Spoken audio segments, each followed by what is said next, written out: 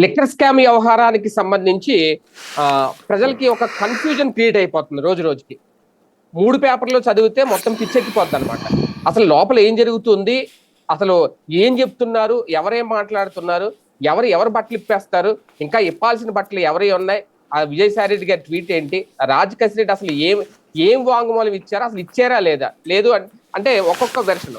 దీనికి సంబంధించి ఒక క్లారిటీ అయితే కావాలి. అసలు ఏం జరుగుతుంది ఏంటి అనే దానికి సంబంధించి, లోపల ఏం జరుగుతుందని ఎవరైతే అక్కడ వినరో, ఏ అధికారికంగా వచ్చి చెప్పాలి. ఇలాంటి కేసుల్లో ఇప్పుడుకొచ్చి నాకు తెలిసి అయితే లోపల ఈ వ్యక్తి ఇది చెప్పాడు, లేదంటే ఈ సాక్షి ఇది చెప్పారు అని అయితే మాత్రం మీడియా ముందుకు వచ్చి ఏ అధికారి చెప్పిన దాఖలా అయితే నాకు తెలిసిలేవు. మరి గతంలో ఏమన్నా ఉన్నాయో లేదో తెలియదు. కానీ లిక్కర్ స్కామ్ వ్యవహారంలో జరిగేది జరుగుతున్నది, చెప్పేది చెబుతున్నది నిజాలేనా, ఇంకా వాస్తవాలు అవాస్తవాలు మొత్తం అన్నింటినీ కలిపి ఏదో జరిగిపోయింది అనే ప్రచారం చేయాలనుకుంటున్నారా, ఒక కుట్ర ఏమైనా నడుస్తుందా? దీని మీద అయితే చర్చించే ప్రయత్నం చేద్దాం. సార్, ఒకటి A1గా అయితే రాజ్ రెడ్డిని పెట్టేశారు, అయిపోయింది. ఇవాళ నేను మొత్తం చూస్తే లోపలికి వెళ్ళి ఆయన మాట్లాడింది మొత్తం నిజమో కాదో నాకైతే తెలియదు. మొత్తం రాజ్ రెడ్డి మొత్తం చెప్పేశాడు. డబ్బంతా జగన్ ఓఎస్డీకి ఇచ్చేశారు, వాళ్ళ ఖాతాలోకి వెళ్ళిపోయి మొత్తం నిజాలు చెప్పేశారు అనేది ఒక వెర్షన్. సాక్షి లాంటి పత్రికలు చూస్తే అసలు ఆయన ఏం చెప్పలేదు, వాంగ్మూలం రాసిస్తే దాని మీద అసలు ఈయన సంతకమే పెట్టలేదు, కానీ బలవంతంగా సంతకం పెట్టించే ప్రయత్నం చేశారు అనేది ఒక వెర్షన్. ఎలా చూడాలి, మీరు ఎలా చూశారు? బేసిక్గా దీంట్లోనే రాశారు కదా వాళ్ళు, ఆయన వివరాలు ఇవన్నీ చెప్పాడు కసిరెడ్డి, కానీ సంతకం పెట్టడానికి నిరాకరించాడు అని అయిపోయింది కదా. వాళ్ళ దీంట్లో ఉంది కదా రిమాండ్ రిపోర్ట్లో అది ఉందంటే అక్కడతోనే అయిపోయింది. రిమాండ్ రిపోర్ట్లో ఉందంటే ఇదంతా ఇక మనకి కథ, స్క్రీన్ ప్లే, దర్శకత్వం అని చెప్పేసి సినిమాల్లో చివరిలో టైటిల్ వేస్తారు. దర్శకత్వం అనేది ఇప్పుడు పక్కన పెట్టేసేయండి, కథ స్క్రీన్ ప్లే అనేటటువంటిది ఇది కనబడుతుంది. స్క్రీన్ ప్లే అంటే సాధారణంగా జగన్ ఓఎస్డీకి ఇచ్చాం మొత్తం, ఇదంతా ఎలా చూడాలి? అదంతా పోలీసులు తయారు చేశారు. ఇప్పుడు మీకు పోలీస్ డిపార్ట్మెంట్లో రైటర్స్ సపరేట్గా ఉంటారు కొంతమంది. అంటే కొంతమంది పోలీస్ అధికారులు రిటైర్ అయిపోయినా వాళ్ళ ఇళ్ళకి వెళ్ళి మరీ రాయించుకుంటారు. వాళ్ళు కోర్టులో ఎలాగా అయితే కన్విన్స్ అవుతారు మ్యాజిస్ట్రేట్ అనేది ఈ స్క్రీన్ ప్లే కరెక్ట్గా రాసిస్తారు. ఏ పాయింట్ ప్రకారం ఎట్లా 1 by 1 సీక్వెన్స్, లైక్ ఇప్పుడు వివేకానంద రెడ్డి హత్య కేసులో సీక్వెన్స్ రాశారు చూడండి, అట్లాగా సీక్వెన్స్ రాస్తారనమాట. ఫర్ ఎగ్జాంపుల్ ఇప్పుడు ఇక్కడ ఒక మద్యం కుంభకోణం జరిగిందంటే మొదట మద్యానికి సంబంధించి వాళ్ళందరూ కూర్చున్నారు, ఆ కూర్చున్న తర్వాత నిర్ణయం తీసుకున్నారు, ఆ నిర్ణయం తీసుకున్న తర్వాత దాన్ని అమలు చేసే బాధ్యత సోన్సో వాళ్ళకి చెప్పారు. అలా చెప్పినప్పుడు దాని నుంచి వచ్చేటటువంటి డబ్బులు ఇట్లాగ బిగినాయి, ఆ డబ్బులు సోన్సో వాళ్ళ దగ్గరికి వెళ్ళినాయి. ఇదంతా కూడా ఇవన్నీ ఆ స్క్రిప్ట్ ప్రకారం, ఏది ఆ స్క్రీన్ ప్లే ప్రకారం ఉంటుంది. ఆ స్క్రీన్ ప్లేని అక్కడ కోర్టులో ప్రొడ్యూస్ చేస్తారు. అది దేనికి పనికిరాదన్న సంగతి కోర్టుకి తెలుసు, పోలీసులకి తెలుసు. ఫైనల్గా నువ్వు సాక్ష్యాలు చూపెట్టడం మీదనే ఉంటుంది. కాకపోతే మనకు ఉన్నటువంటి మన దేశంలో ఉన్నటువంటి ఒక చక్కటి అవకాశాన్ని సద్వినియోగం చేసుకుంటుంటారు. మిగతా దేశాల్లో మీరు ఏదైనా చెయ్యాలంటే ప్రాథమికమైనటువంటి సాక్ష్యం ఉండాలి, లేకుండా ఊరికినే వేగ్గా చేయడానికి వీలుండదు. నోటీస్ ఇచ్చి వివరణ తీసుకోవడం వరకే పరిమితం అవుతుంది, అంతే ఉంటుంది. మన దేశంలో ఏంటంటే మ్యాజిస్ట్రేట్ల స్థాయిలో ఇప్పటికీ సుప్రీంకోర్టులు ఫీల్ అవుతుంటాయి, హైకోర్టులు అనేక సార్లు మాట్లాడుతుంటాయి మ్యాజిస్ట్రేట్లు గుడ్డిగా ఇచ్చేబాకండి రిమాండ్లు అన్నటువంటిది. ఇప్పుడు దీంట్లో ఏం మీరు సేకరించారు, ఇప్పుడు ఇదంతా వీళ్ళు రాసుకొచ్చారు కరెక్టే, మీరు ఎవరిని ఏ డబ్బులు పట్టుకున్నారు మీరు అని అడిగి ఉండాలి కదా. డబ్బులు ఏం పట్టుకోకుండా ఇదంతా ఇట్లా చేసేసి ఉంటారని చెప్పేసి మేము భావిస్తున్నాం అంటే ఎట్లాగా, అతను చెప్పేశాడని చెప్తే ఎట్లాగా. ఇంకోటి అతను అక్కడ డినై చేశాడు, నేనేం చెప్పలేదని డినై చేశాడు. ఏం స్వాధీనం చేసుకున్నారు అతని దగ్గర నుంచి అంటే ఒక కారట, అతను వేసుకెళ్లే కారు. పోనీ వాళ్ళ ఇంట్లో మేము సేకరించిన ఆధారాల ప్రకారం అతని దగ్గర ఇదిగో ఇన్ని కిలోల బంగారం ఉందండి, ఇన్ని కిలోల వెండి ఉందండి అని చెప్పాలి కదా.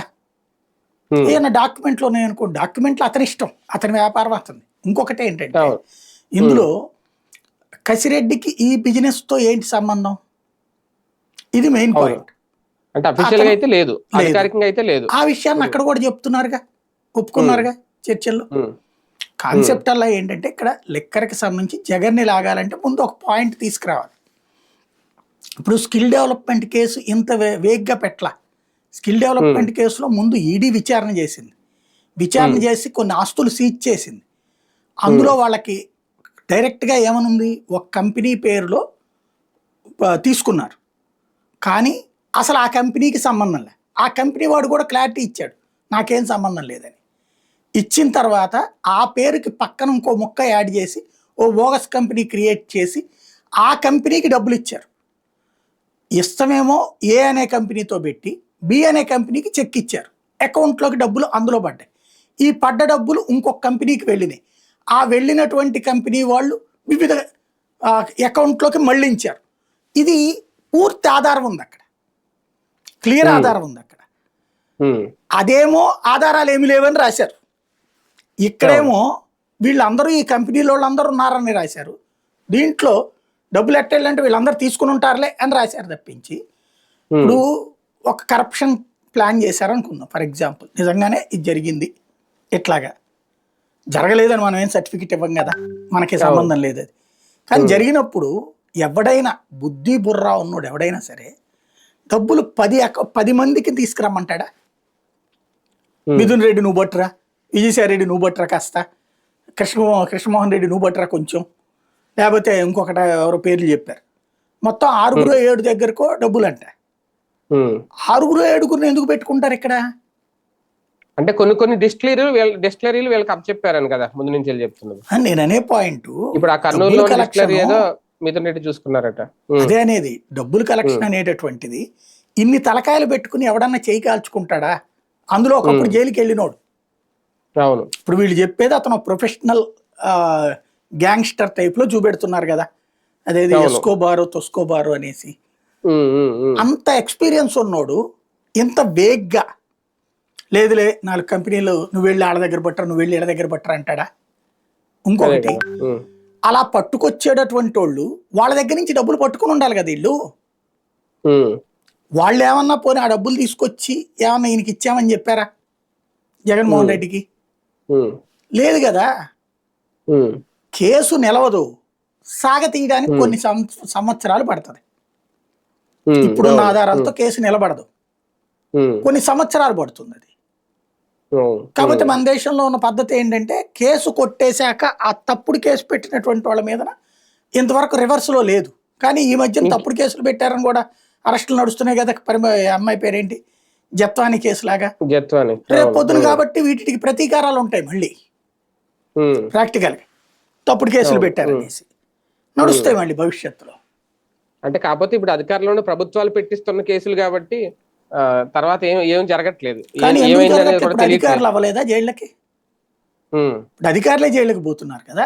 అవును, రేపు అధికారులు వదులుతారా మరి? ఇక్కడ వ్యవహారం అవును, నాకున్న సాక్ష్యాలు ఇదంటే అప్పుడు కూడా వాళ్ళకున్న సాక్ష్యాలే కదా. అవును, ఒక రకంగా చెప్పాలంటే ఒక సున్నితమైన గీత ఉంటది వ్యవస్థలో, ఆ గీత చెరిపేశారు. చెరపడం కాదు, అక్కడ చెక్కేశారు. ఇంపాక్ట్ చాలా డేంజరస్ గా ఉంటది రాబోయేటటువంటి రోజులలో. ఈ గనక ముగింపు పలక్కపోతే వీళ్ళు ఒకళ్ళకొకళ్ళు, రాబోయే రోజుల్లో ఏ పోలీస్కి సెక్యూరిటీ ఉండదు, ఏ అధికారికి సెక్యూరిటీ ఉండదు, ఏ రాజకీయ నాయకుడికి సెక్యూరిటీ ఉండదు. అందరూ జైలు అధికారుల దగ్గరే తిరగతా ఉండాలి. ఇక అది నడిచేది ప్రస్తుతం.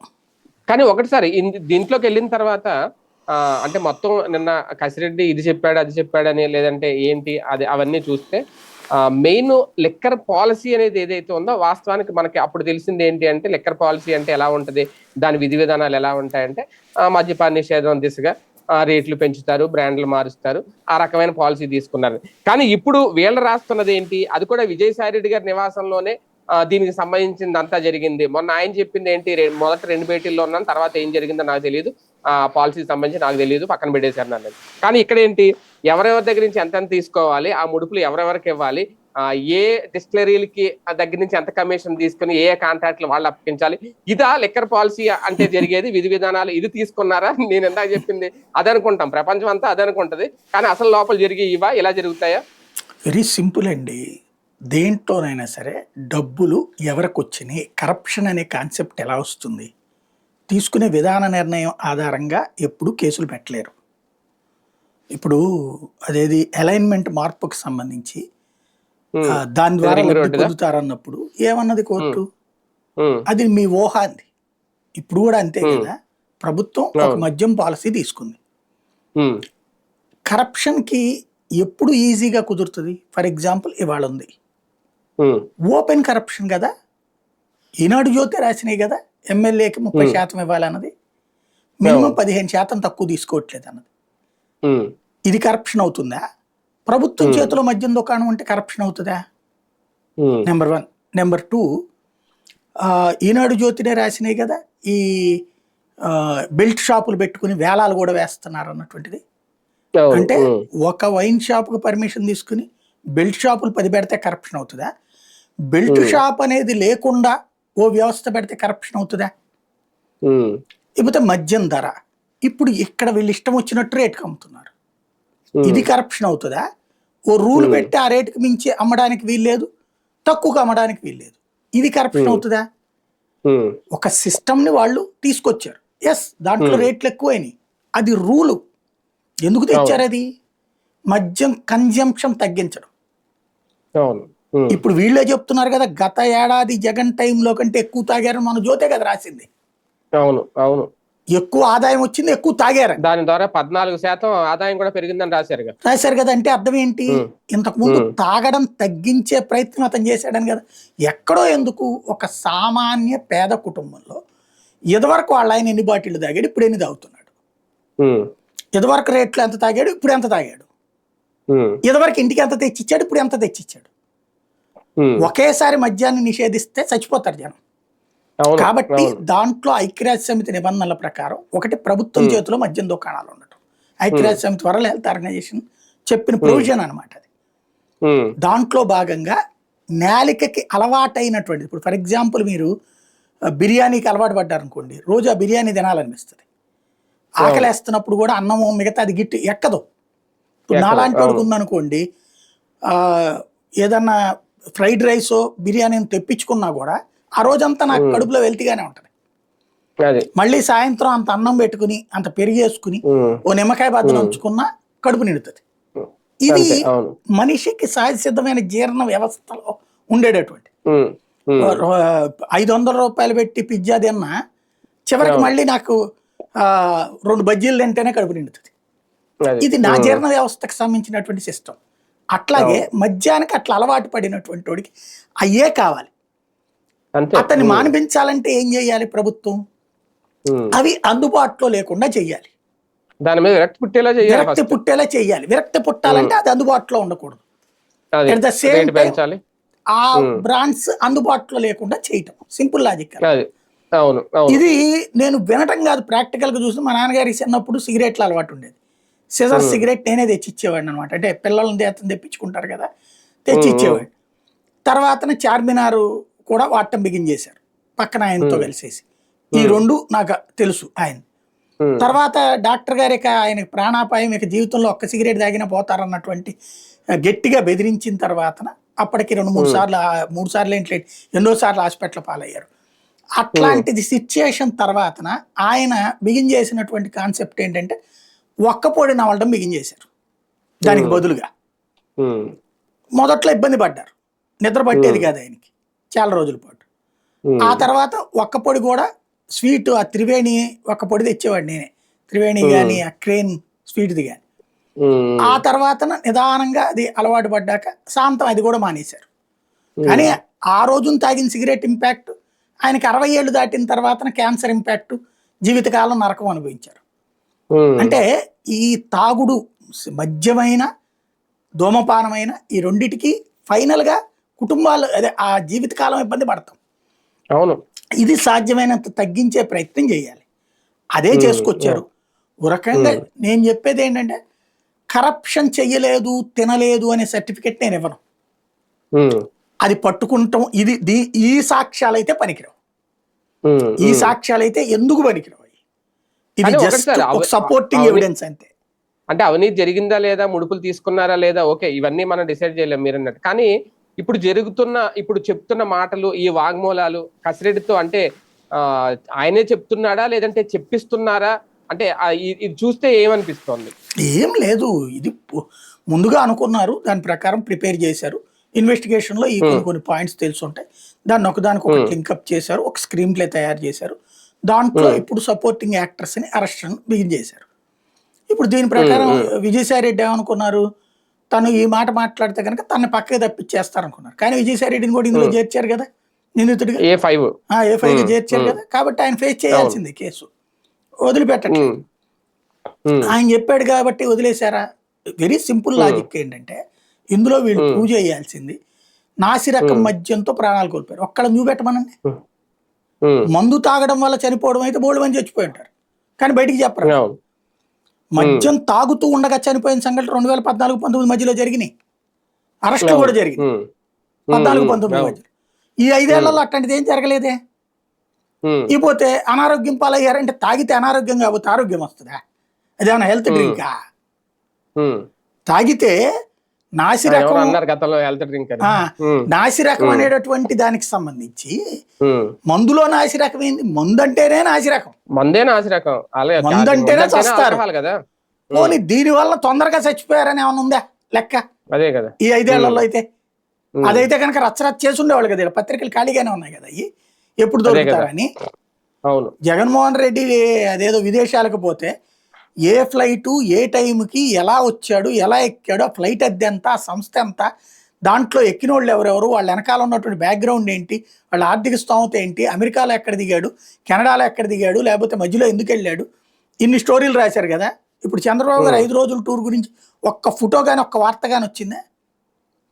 ఏమన్నా కథనం వచ్చిందా? వాళ్ళకి అదొక నేరేటివ్ థింకింగ్ బ్యాచ్కి అంతే. అది అప్పట్లో ఏ ప్రతి కుంభకోణం అసలు జరగలేదనే రాశారు.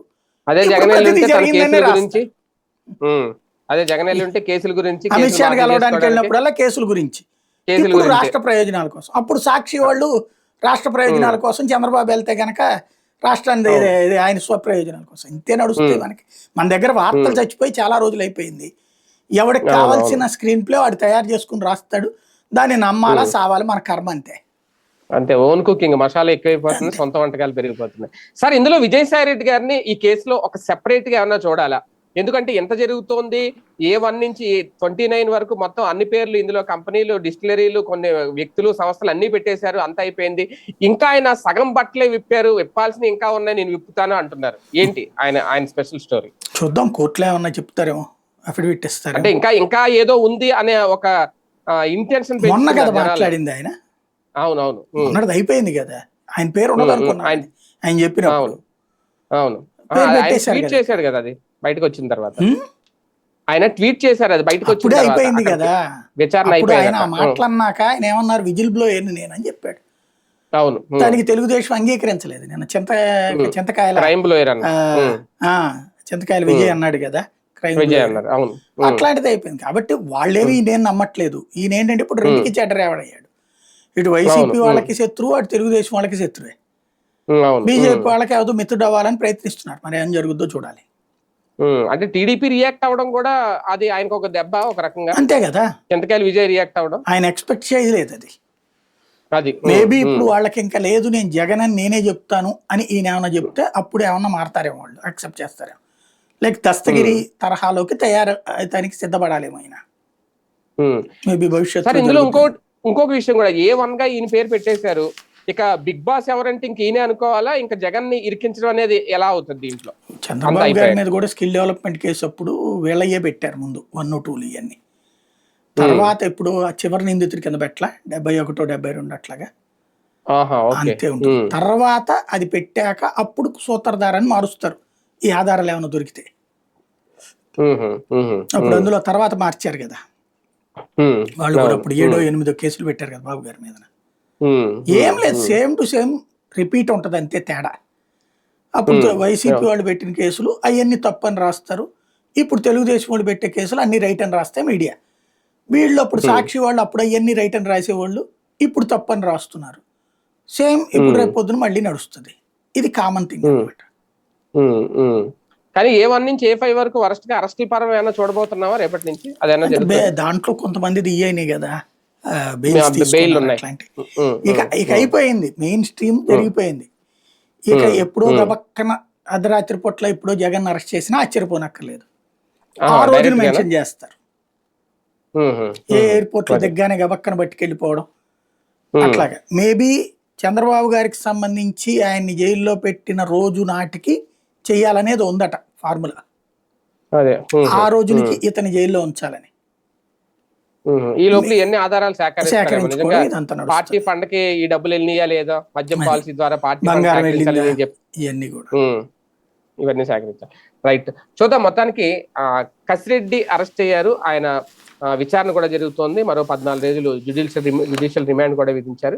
అయితే ఇదంతా ఒక పక్కా ప్లానింగ్ ప్రకారం జరుగుతుందా, ఖచ్చితంగా జగన్మోహన్ రెడ్డి ఇందులో ఇరుక్కుంటారా, ఇరికించే కుట్ర నడుస్తుందా, ఇవన్నీ కూడా ఇంకా రేపో మాపో ఏం జరుగుతుందని వేచి చూడాలి. ప్రస్తుతానికైతే ఆయన వాంగ్మూలం రాశారు, లేదంటే ఆయన దాని మీద సంతకం లేదు అనేది ఇంతవరకు. కసిరెడ్డి అయితే మీడియా ముందు మాట్లాడలేరు కాబట్టి ఇప్పట్లో ఏం జరుగుతుంది ఇంకా భవిష్యత్తులో తీసుకునే నిర్ణయాల మీద ఆధారపడి ఉంటుంది. లెక్క స్కామ్ ఎంతవరకు వెళ్తుందని వేచి చూద్దాం.